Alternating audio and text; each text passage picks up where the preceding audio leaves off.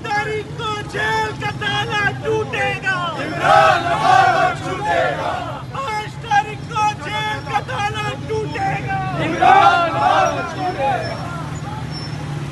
तो नासिर, एक बात तो काफ़ी हद तक तय हो गई है कि पीटीआई फैसला कर चुकी है कि अब सिर्फ मुज़ामत होगी और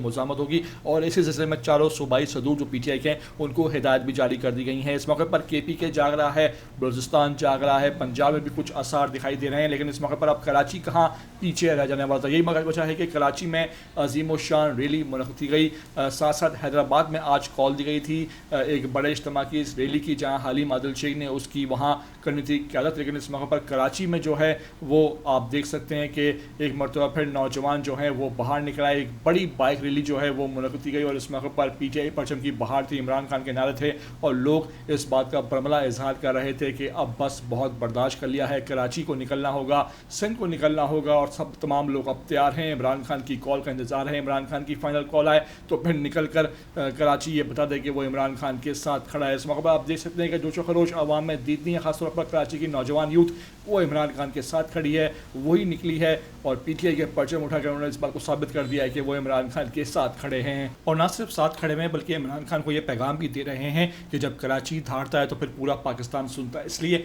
इमरान खान को फिक्रमंद होने की बिल्कुल भी ज़रूरत नहीं, क्योंकि कराची जो है वो इमरान खान के साथ खड़ा है, इमरान खान के नज़रिए पर समझौता नहीं होगा, और जब इमरान खान कहेगा कराची निकल कर दिखाएगा। आपको रात गए मनासिर दिखा रहा हूँ किस तरह आवाम निकली है, किस तरह जोशो खरोश है, और किस तरह कराची एक मरतबा फिर इमरान खान के नारों से गूंज उठा है। मेरी आपसे रिक्वेस्ट है कि पहली बार अगर आए हो चैनल पर तो लाजमी इसको आप सब्सक्राइब करो, लाइक करो, शेयर करो, और कमेंट करके मुझे अपनी कीमती राय से लाजमी आगाह भी ज़रूर किया करो।